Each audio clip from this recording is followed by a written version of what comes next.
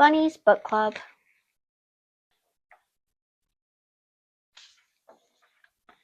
Bunny loved books. He loved them ever since he first heard the lady with red glasses reading them aloud outside the library. As he listened, Bunny imagined himself climbing mountains, capturing a ship, ruling a kingdom. But when summer ended, storytime moved back inside. Bunny wasn't sure if animals were allowed in the library, but Bunny was sure he couldn't live without books. He had to do something night after night. He could hardly sleep for wishing. So with a flashlight in his paws and hope in his heart, Bunny jumped out of bed and tiptoed through the dark.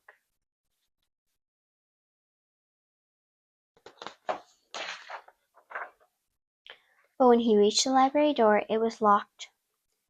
So were the windows. Bunny tried digging, climbing, yanking. Nothing worked, until he finally noticed.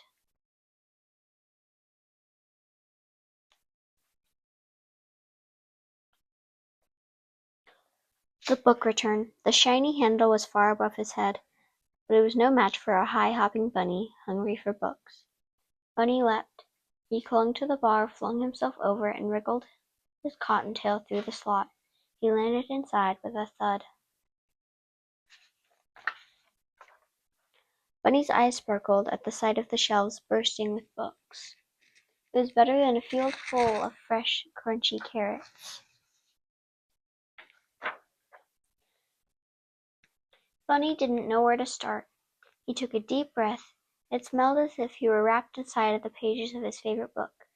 He followed his nose to the adventure section.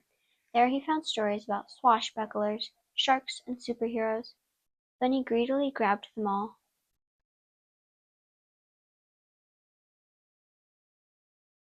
His whiskers twitching with excitement, he slipped his treasures through the book slot one by one.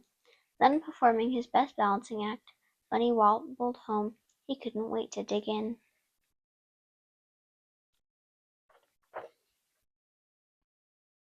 And so Bunny returned to the library. Each night he searched and sneaked, then scurried back to read. Soon his home was more books than burrow.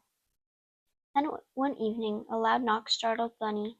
He closed his book and opened the door. "Where have you been?" asked Porcupine. "Reading," said Bunny.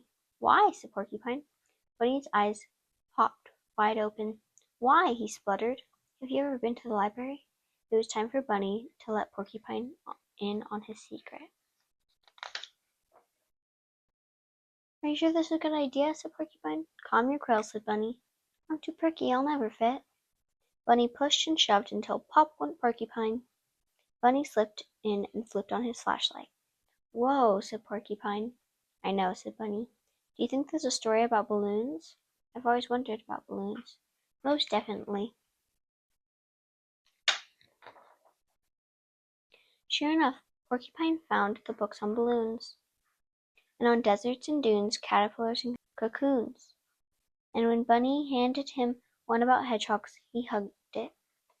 The two friends took turns cramming books out the slot. Their towers teetered so high they could barely carry them. Back at Bunny's, they cozied up with cups of tea and carrot muffins. Together they read until sunrise. One night Bear noticed the light on at Bunny's. He opened the door and tripped over a stack of books. "What's going on?" Bear said. "Here," said Bunny, handing him a book. Bear made room and settled in to read. Soon more curious animals began visiting. "Do you have any books about outer space?" said a bird. "Or about volcanoes?" asked a mole. "I like a ghost story," said Mouse. "I think it's time for a field trip," said Bunny. One by one the animals stuffed themselves inside the library. Bear caused a bit of delay. They scattered about, sniffing the stacks, pawing over pages. Squirrel gathered stories about the circus. Raccoon nabbed one about outlaws and bandits. Frog found a fairy tale. No one heard the key in the front door. No one heard the clack, clack, clackety of footsteps. No one heard the light flick on. "What do we have here?" said the librarian. The animals looked up in shock. Bunny gasped. Porcupine gaped. Bear groaned. "Follow me," she said. The animals marched slowly behind her. "We're done for," whispered Porcupine. "All libraries have rules," said the librarian sternly. Bunny's whiskers trembled. Porcupine back bristled.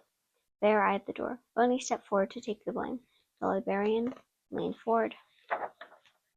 "The first rule is, every book lover must have one of these," she said, and she handed Bunny and his friends new shiny library cards.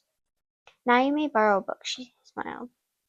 "As long as you return them, of course." Bunny couldn't believe his ears. They could keep coming to the library. He beamed at his fellow readers, then bounced to the shelves. He picked the perfect book, and he proudly checked out the very first official section for Bunny's Book Club.